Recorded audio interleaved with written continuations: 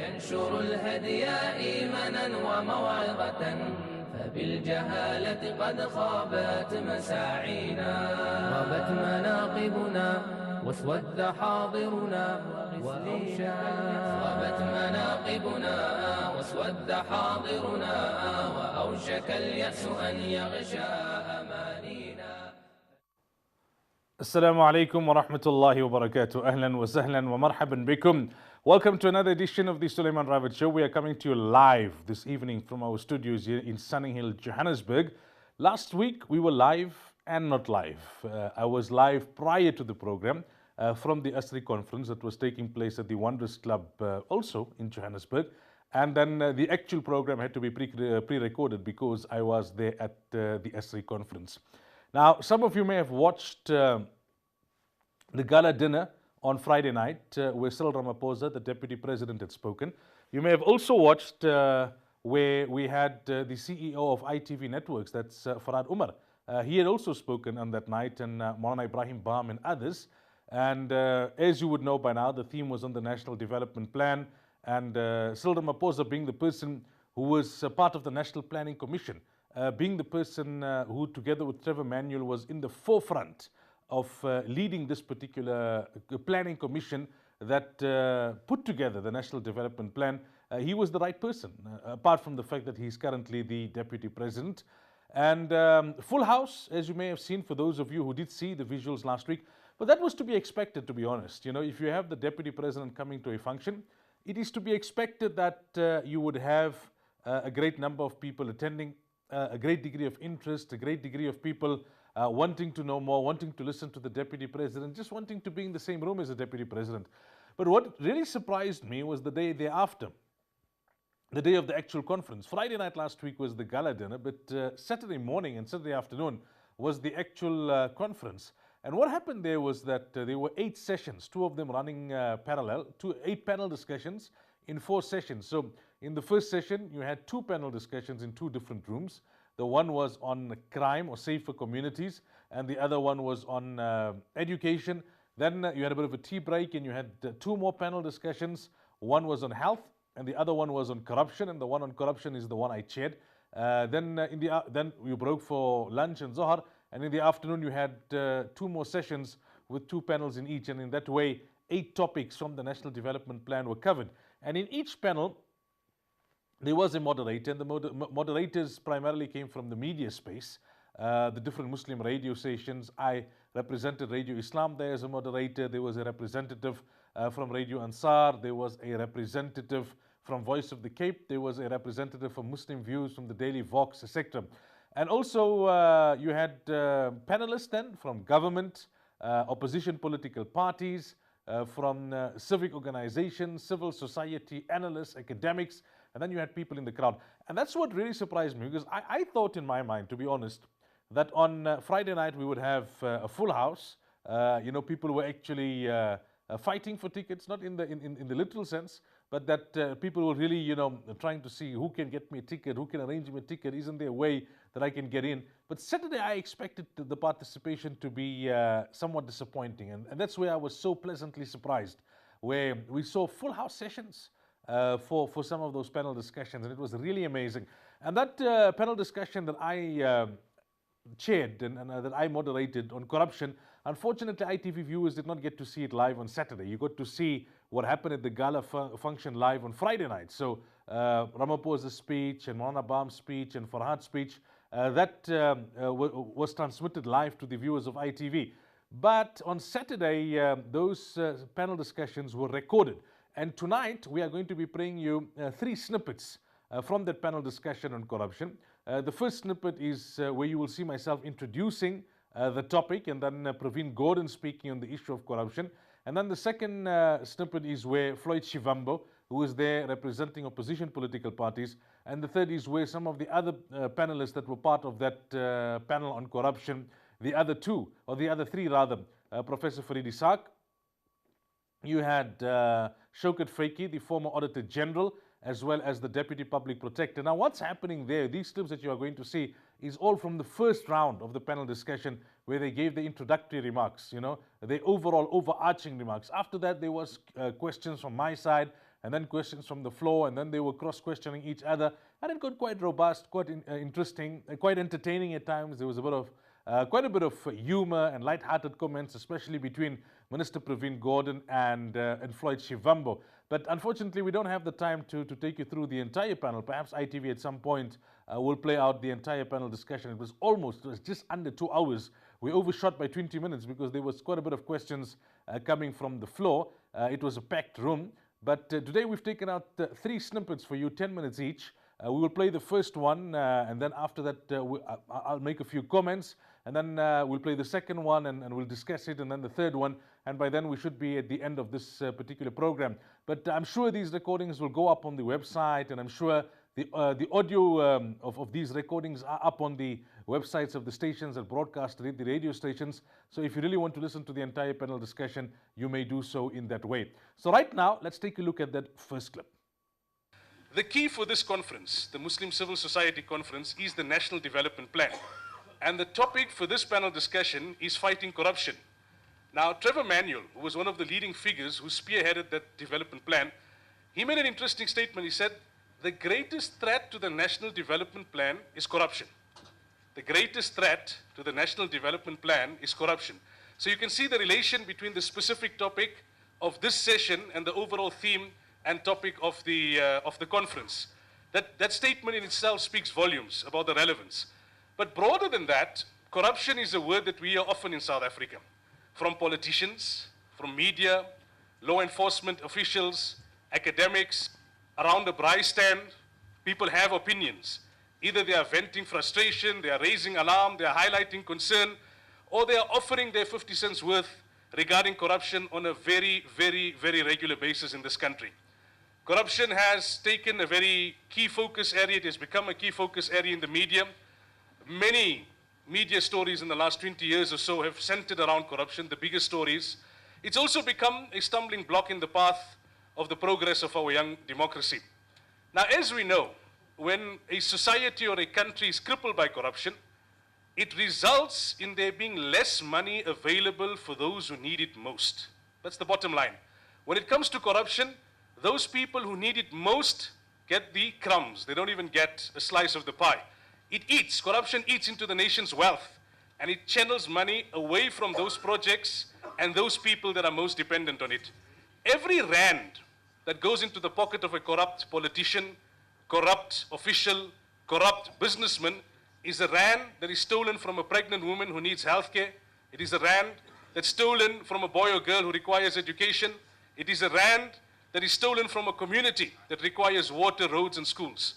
If you read what experts have written internationally, they have referred to corruption as a cancer, as public enemy #1 in the developing world. And some of the reasons they have given: it threatens sustainable economic development, it threatens ethical values and justice, it destabilizes society, it endangers the rule of law, it undermines the institutions and values of democracy, and it increases the cost of public service.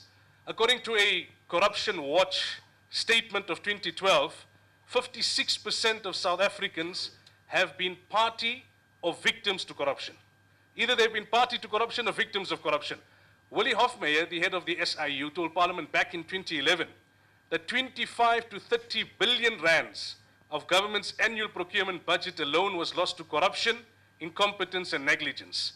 According to some researchers, South Africa has lost a staggering 385 billion rand since '94 to corruption. I know what you're thinking. How many Nkandlas could we have built with 385 billion rand? Now, stats aside, I think the greatest concern is that in South Africa, there is fast developing a culture where corruption becomes the norm, where corruption is part of life, and it becomes then largely tolerated. I think that's the greater concern, that people have become immune to it in many ways. They become indifferent to it in many ways because of the large degree of prevalence. Having said that, though, like with every challenge in life, and even the greater challenges in life, we have to be solution-orientated. We can moan and groan and go on for hours about the problems and why they exist and who's to blame. Yes, we have to analyze the past and we have to analyze the present in order to be able to draw up an effective and an adequate strategy going forward. So you have to look at the past and what went wrong, and the present and what is wrong and what is right, to be able to effectively plan for the future. But at some point, we need to start minimizing the analysis and the discussions about the current status quo and perhaps maximizing on what is required, whether the tools, the instruments, the infrastructure, and the character traits that we require going forward. Finally, this is a civil society conference. So hopefully, at the end of this session, we can walk away with a greater enthusiasm and a broader understanding with regards to the role that you and I can play in the fight against corruption. That's what a civil society conference is all about. Yes, politicians have a responsibility, government has a responsibility, institutions have a responsibility, but I think the Deputy President made it very clear last night, if the National Development Plan is to work, every South African has to subscribe to it. Every South African has to put the shoulder to the wheels and make a contribution. So, in terms of ASRI as well, we hope that the deliberations from this particular session and the others will help them to better position themselves to play an important role in the fight against corruption, to rise above the politics, and to become part of the solution rather than being just now an additional voice amongst those who are raising alarm and raising concern, as important as that is. Now, the format for the session going forward, we are going to ask each panelist to, in 3 minutes, tell us what are their thoughts in terms of the NDP, the National Development Plan, and how it deals with corruption, whether in their opinion it's adequate in the blueprint that it provides to effectively combat corruption going forward. That's what we're going to ask each panelist. I know that each one of them come with a wealth of knowledge and experience, and they would have much more to say than what 3 minutes can encompass. But what I'm hoping to do is that in the 1.5 hours that we have, try and have quite a bit of interaction from the floor. So that's why I will just apologize in advance to all of the panelists, for having to keep them to time. Once they have done with that, we'll probably have a few follow-up questions from the front and a bit of cross-discussion between the panelists before we go to the floor. So as usual, they say, if it's not ladies first, it's government first. So we'll start with the Honorable Minister, Praveen Gordhan, the Minister of Cooperative Governance and Traditional Affairs. But firstly, let me congratulate all of you for organizing this session on the NDP.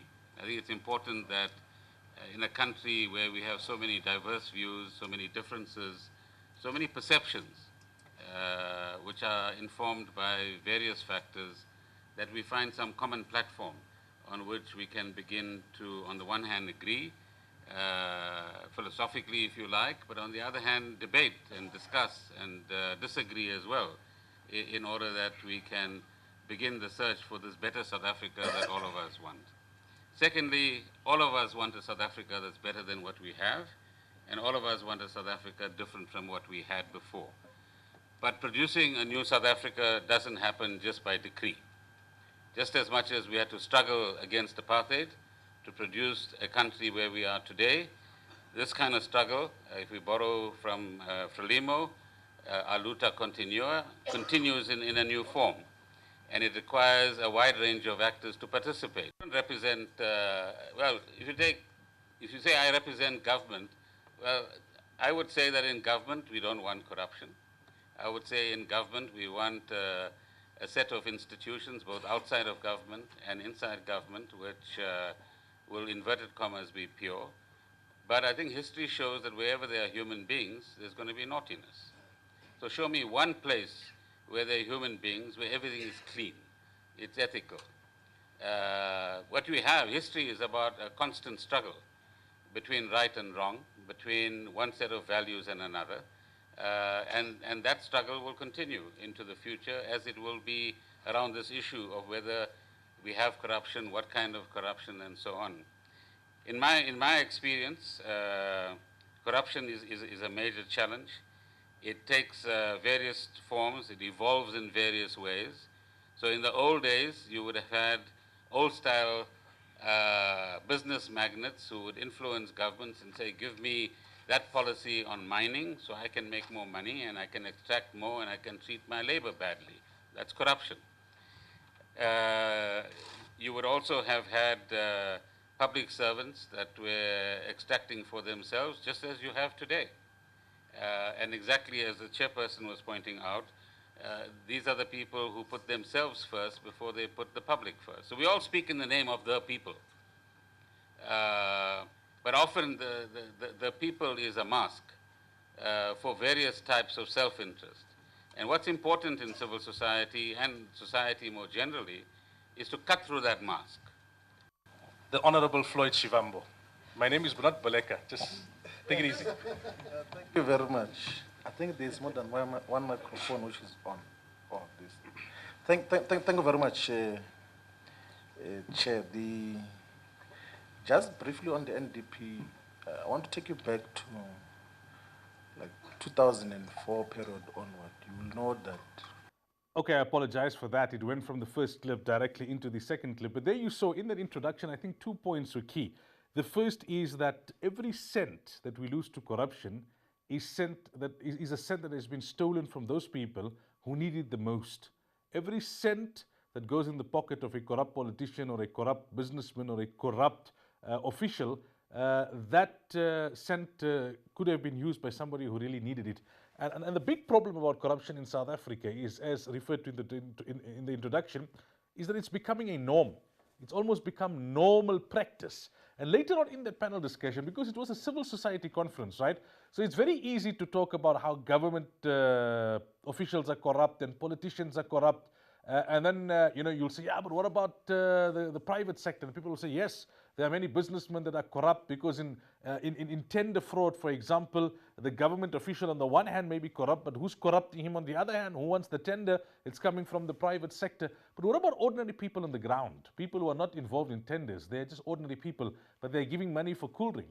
They are giving money for, to get documents. They are giving money because they don't want a speeding ticket, that kind of thing. That is also corruption. And I think that you'll see will come through very strongly in the comments to be made a little later in these sessions. We go for a break now. When we come back, we'll move on to that second clip where we would listen to the remarks of Floyd Shivambu.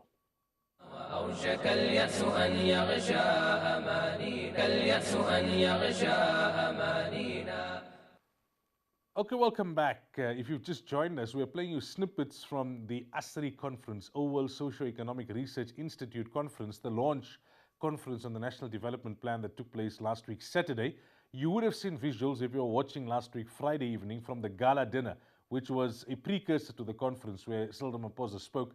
But the next day, there were 8 panel discussions that took place on 8 chapters from the National Development Plan.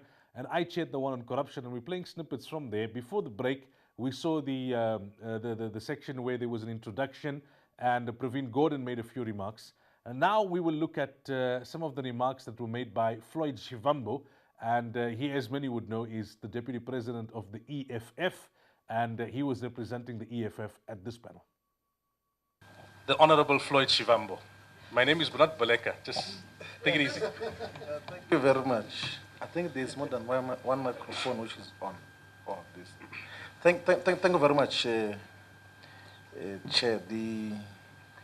Just briefly on the NDP, I want to take you back to like 2004 period onward. You will know that we're still in the liberation movement. Some of us that time, we used to be members of the ANC.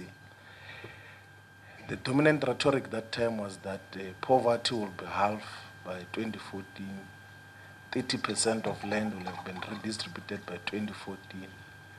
The mining charter objectives of 26% black ownership or historically disadvantaged ownership and would have been reached by 2014. And now when it was apparent that none of those could be achieved by 2014, what did the government do? It shifted the goalposts to 2030 to say, let us achieve everything else in 2030. And that is why the National Development Plan is called the National Development Plan Vision 2030. Is to shift the goalpost on more or less the same objectives that were set far much earlier. To say, no, now let us think that we're going to even create 11 million jobs by 2030 and would have industrialized, would have achieved this and that and everything else. If you pay detailed attention to the ideological underpinnings of the NDP and what was policy of government prior to that, the gear, the accelerated growth on like for South Africa, the ASGISA, it's not fundamentally different.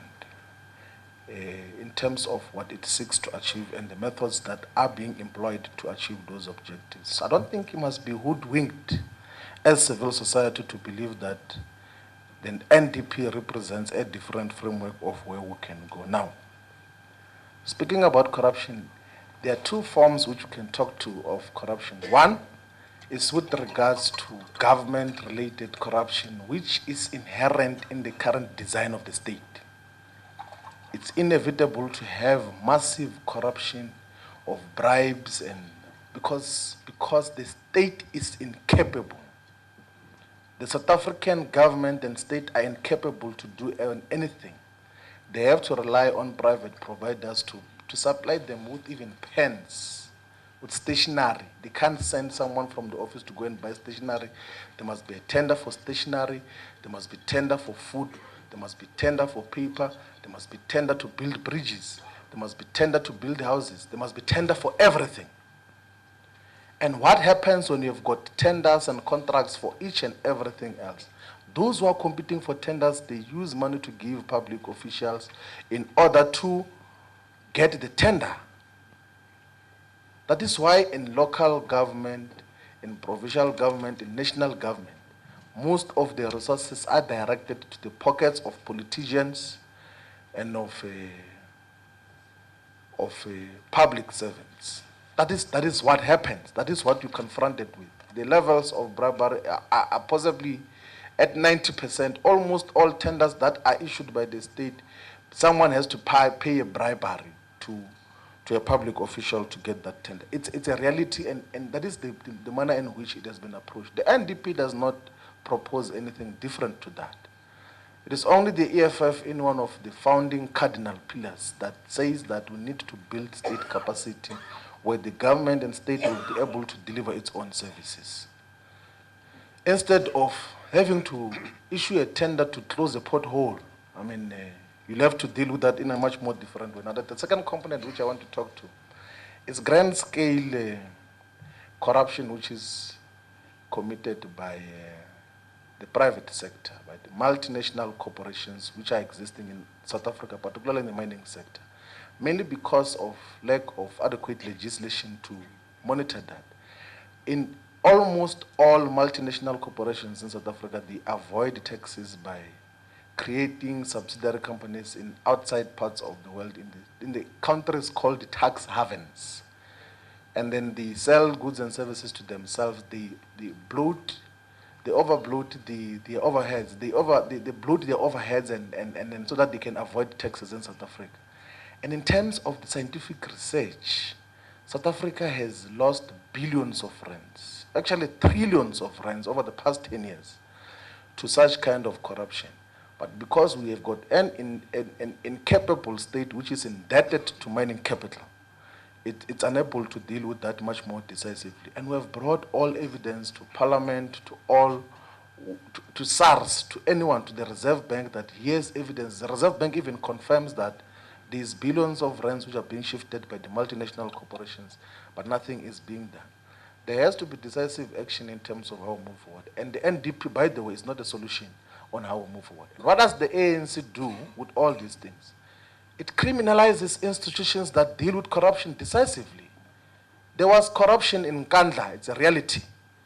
The public protector found that the president unduly benefited from the illegal construction of Nkandla House. And what happens when the public protector goes to Parliament? ANC members of Parliament gang up against her and the office and even refuse to give additional resources for the public protector's office to deal with corruption.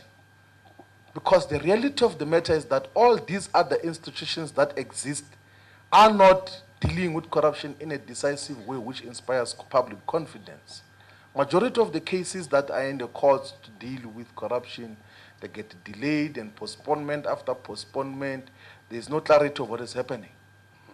The Public Service Commission, all these other ones are not capable. The public protector is inspiring public confidence in the country about dealing with corruption. But what does the ANC do? It vilifies the public protector's office and demolishes it and wants to mobilize society against an institution that deals with corruption. Right. But you must not be misled that the NDP is a solution. It's not. Thank you.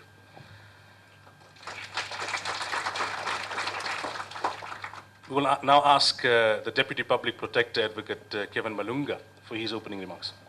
I would certainly agree with certain aspects of what the NDP is proposing.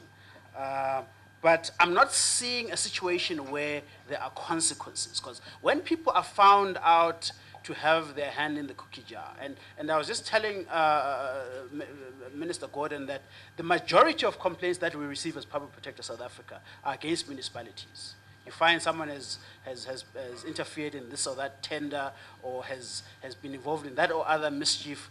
Sometimes they're suspended, they stay at home, paid leave for a very long time playing golf. Alternatively, eventually when they do get out, nothing happens. We also see a situation where asset forfeiture is not happening. When people find themselves with their hands in the cookie jar again, the asset forfeiture regime is not kicking into place. People build, we receive lots of complaints about houses that need rectification. And a number of subsequent ministers of human settlements have said that the amount of corruption in housing goes into the billions. What happens to those billions? The people who have received them keep them. You know a place in Moulana, they call it Tender Park. Of all the people who have...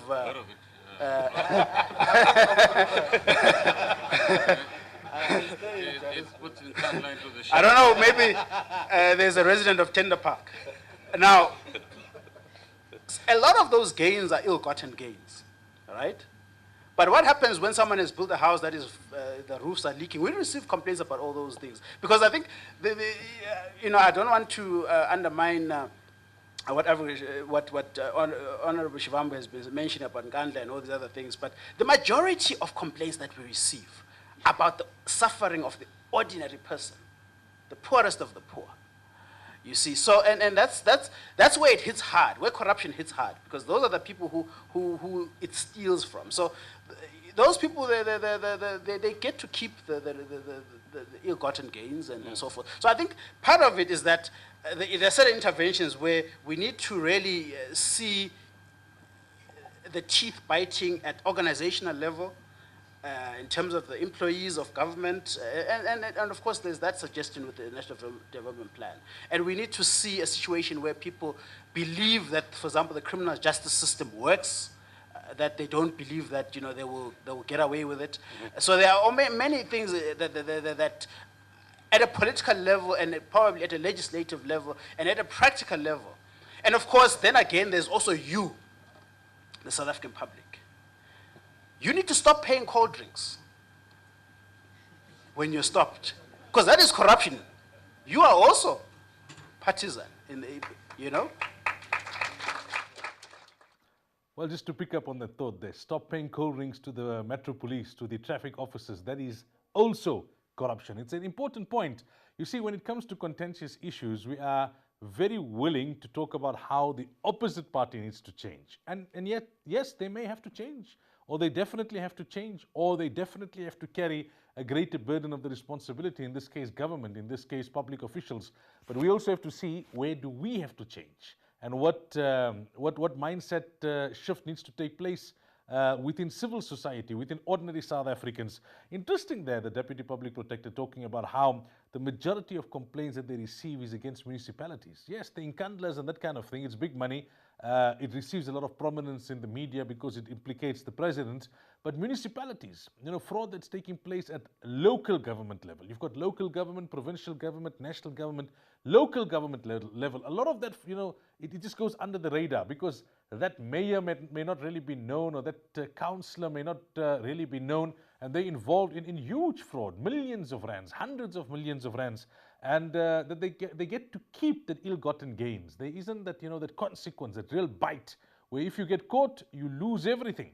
So ideally, there ought to be that, moral conscience, where you don't do it even if you know you're not going to get caught.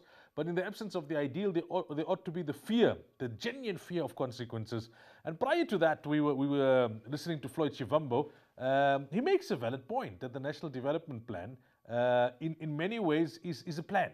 It's about implementation and results. That's what counts at the end of the day. and he makes reference to previous plans of the ANC. I suppose the ANC would disagree that, in terms of him suggesting that there was very little success in terms of their previous plans. They may feel there was a lot of success, but he says it's just shifting the goalpost now. They couldn't deliver, so come up with a new plan and move from 2014 to 2030. He made a comment there where he said that the ANC needs tenders for everything. Even if they want a pen, they have to give it out on tender. You won't see this in the highlight package, but when I got a chance to ask a few questions, I asked him, I said, Floyd, tell me, because he came with very expensive shoes on, and I said to him, tell me that has the EFF taken a policy decision that the official supplier of shoes to the party will be Louis Vuitton? He came with Louis Vuitton shoes. He had a good chuckle at that. Also, I really in many ways wish you were there, because these clips are just snippets here and there in the form of highlights. The real atmosphere of the conference as a whole, of the different sessions, of that particular session, you had to be there to experience it. There aren't many shots of the crowd to give you an understanding of what it was like. And those discussions were robust. I remember in the afternoon, I had to leave the conference a little early because I had a Mi'raj talk that evening after Isha, and I was listening to Ashraf Garda's session on nation building. A very robust discussion, very well handled, good interjections and cross-questioning and that kind of thing. And good input, in the end of the day, good input from the panelists as well as from the floor. We go for a break. When we come back, we'll take a look at a third clip, and there you will see more of Professor Farid Ishaq and former Auditor General Shaukat Faiki. وأوشك اليأس أن يغشى أمانينا كاليأس أن يغشى أمانينا. Welcome back. We are taking you through highlights from the panel discussion on corruption at the ASRI conference in Johannesburg last week at the Wanderers Club. The panel was on corruption, and we had Praveen Gordhan. Now he's the Minister of Cooperative Governance and Traditional Affairs. He was previously the Minister of Finance. He was prior to that with SARS. Then we had Floyd Shivambu on the panel. He is the Deputy President of the EFF. We had Professor Farid Ishaq from the University of Johannesburg. We had former Auditor General and current Chairperson of SENZEF, Shaukat Faiki. And we had the Deputy Public Protector, the man who works as a deputy to Thuli Madonsela. They were on that panel, and we heard comments so far in those snippets from Praveen Gordhan, from Floyd Shivambu, and from the Deputy Public Protector. Now we will listen to comments from Professor Farid Ishaq and from Shaukat Faiki. Professor Farid Ishaq from the University of Johannesburg. Thank you very much. Assalamu alaikum.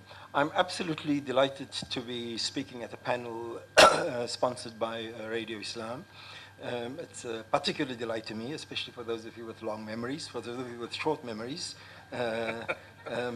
ignorance is bliss. I think it's really great, that a Muslim initiative wants to seriously engage with government and with a government initiative. I want to start off with a bit of a lengthy quote from a colleague of mine, Professor Aslam Fattar, who says that we too easily lapse into cynicism and every government action is viewed as a disaster. Some of our words of critique are laced with veiled racism against an incompetent black government. We seem to be the victim of our own discourses, perceptions, and blunt criticisms. We struggle to assert ourselves into this unfolding story of our national socio-political life, ending up as victims, not co-creating citizens. In fact, we tend to paint ourselves out of the picture. We give up on our agency to do things, to constructively contribute to social upliftment, development, and progress. We have to develop the sensibilities that can take us beyond cynicism and the idea that this country is going to the dogs. We have to go to a place of productive engagement. I think that this conference is a wonderful example of going into a place of productive engagement with a plan initiated by the state. Having said this, we need to guard against the idea of new orthodoxies being created all the time and us buying uncritically into these new orthodoxies. The NDP is one of those orthodoxies that are being created. That this is a product that is out there, it has been created, we're selling it to civil society simply has to buy into it uncritically. I don't like the presumption that the NDP is an uncontested document, The NDP is a contested document by many parts of civil society, by many of the labor movements in our country, by many of the political parties in our country. And if we want to constructively engage with the NDP, we have to look at it critically, not just as a product that is being given to us. Muslims must guard against the tendencies that they are a community that is meant to fit in. No prophetic community, no prophet ever came into this world and asked his or her fundamental question, how do I fit in with society? Fitting in is not the business of Muslims. The business of Muslims is to challenge injustice, to critique, and to find other allies who are not in their own community. So I'm not talking about an exclusive Muslim struggle against injustice, but I'm talking about a critical engagement with government along with other partners. And those partners are not, those partners may well be Muslims, but the engagement is always critical. To reduce the question of our existence in this country to how do we fit in, that is a question of kufr, it is a question of heresy. Muslims are not in this world to fit in. We are here to create a better world and to challenge injustices. As for the question of the word corruption itself, this is one of those difficult words. It's like immorality. We speak about immorality and then in our heads, after some processes, immorality is entirely confined to sex and sexuality. And we forget that there's economic immorality, that there's social immorality, the same with corruption. Corruption at the moment, and the NDP also phrases it in that way, is entirely framed in the context of economic relations and economic dealings and economic subversion, and how do we not contribute to the economic development of the country. Quranically speaking, I can see my 1 minute arriving. The Quran uses the word fasad, which means pollution, the destruction of the natural order. And what is this natural order? This natural order is an order based on justice, that every soul may be rewarded for that which it earns, and that it shall not be wronged. So justice is, in fact, the reason behind the creation of this world. And so when we talk about a struggle against corruption, we need to understand that corruption isn't just an economic thing, but corruption is everything that militates against a just order. And this includes economic policies, it includes larger ideological systems, and it includes the wages or the pittance that you pay to your domestic workers. All of this is included in the Quranic understanding of fasad, of corruption, which goes quite much wider. And so we can insert ourselves into the NDP discussion of corruption, but we need to understand, and here I'm speaking as a Muslim, we need to understand that for a Muslim, the question of corruption is one of fasad, a disruption in the natural order, and the natural order is one of a just society for all. And so struggles against corruption must be a part of a larger struggle to establish a just order, which may well go against the economic interests of many people inside this room today. Thank you very much. Dr. Shaukat Faki. Assalamu alaikum. One of the good things of speaking last is that everyone has said everything else, so there's not much for me to say. But be it as it may, I think the question that was posed by the chairperson, does the NDP cover corruption adequately, fraud and corruption? The answer is yes. The first thing is that chairperson has also quoted from the National Development Plan regarding the fact that corruption has been quite recognized. The impact of corruption has been recognized in the NDP paper already. And I think the idea here is that it's been recognized to highlight the threat and the scourge corruption has in undermining the democracy and the vision of the new dispensation of delivering a better life for all. I think many have spoken as to the impact that it has at grassroots level and the impact it has of achieving that vision of delivering a better life for all. At a policy level, I believe that there is good policies and that kind of thing and thought leadership around around the issue of corruption. The issue revolves around, and I think the Deputy Public Protector made reference, is what are the mechanism and structures do you have in actually implementing that at an operational level? And I think that's where we come quite short. When you talk of that, it's a question of the level of accountability that we instill in the people that are held or given certain authority and certain power. Because in this whole system, people are given authority, they're given power, and the abuse of that power is a fundamental role of where corruption starts. And how do we hold people accountable in that regard? I think the other issue that was also raised is that corruption is not a one-way street. In other words, a lot of focus, and I think rightfully so, is being placed on government. But equally so, the second part of corruption is in the private sector and amongst us as civil society. I mean, we are party to a lot of the corrupt practice. One example that was just highlighted now. And the question that we need to ask ourselves, how do we adopt a zero tolerance to corruption? And it's got to start from within yourself before you start pointing fingers elsewhere. And in this regard, I also raised, I mean, the question that was raised around the cool ring when you get stopped, I also raised the question of when you walk through the airport, how many of us really declare what we're supposed to be declaring? And these are some of the very basic things that you need to ask yourself as civil society. Are we caught up in this endemic of corruption that currently exists? It's endemic in our society. I think Minister has also mentioned corruption is not unique in this country, and that's true. It's all over the world. But I think the extent and scale of corruption that we experience in this country is far too high. It's far too high simply because we do not have adequate structures, processes, and institutions to be able to deal with corruption. And secondly, when corruption is identified, the level of consequence and accountability when that's identified is not there. So what happens is the message is that corruption does pay, corruption is acceptable, and I think that in itself, when you do not demonstrate a zero tolerance for corruption, it does make a big difference in public trust and confidence. And I think to me, the details of how we fight corruption going forward. The NDP has given us a blueprint regarding that.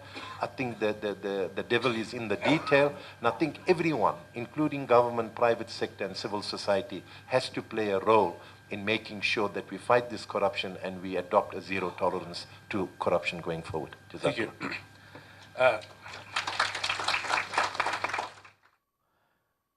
That was Shaukat Faiki. He was formerly the Auditor General here in South Africa. He's currently the chairman of SANZEF, talking there about a phrase you will find in the National Development Plan in the chapter on corruption: zero tolerance.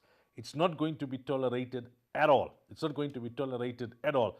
Now, prior to that, Professor Farid Isaac was talking about how we shouldn't look at the National Development Plan as uncontested. And I think that's a key point, because there may be many viewers watching right now thinking, well, good, it's a talk shop. The politicians will say all these things, but in the end of the day, the status quo doesn't change. Nothing changes. They're becoming more corrupt by the day. The change will start with you and I. The change will start with you and I.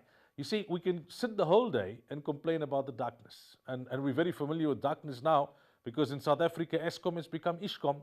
So what happens is that when the lights go, when there's load shedding, you can sit there and complain. It's dark, it's dark, it's dark. It was dark yesterday, it was dark the day before, it will be dark tomorrow, it will be dark the day after. But go and start up something, be it a generator, be it some sort of backup lights, or even if it's a candle, even if it's a candle that just flickers. Go start up something and take that candle to the darkness, take that light to the darkness, start rooting up corruption at grassroots level. We have to put pressure on government. They have the bulk of the responsibility. The bulk of the guilt may lie there as well. But we have to start at grassroots level. We have to take it out of our systems first. And as he said there, that you don't fit in. You need to challenge what is out of the parameters of our deen. And that it's not only about economic wrongdoing, it's about broader social wrongdoing, like not paying your domestics what is due to them, not paying those who clean the garden, or those who may wash your car. And those are the things that are important at the end of the day. Those are the things which we do not attribute the corruption label to, but which form part of the broader corruption, the broader problem as we face it when it comes to this country. It's not something that's specific to South Africa, it's an international issue, but in South Africa, like many other countries of the world, it's crippling the country, it's crippling the economy. It's too many rands in the pockets of those who have already and away from the pockets of those who desperately need it.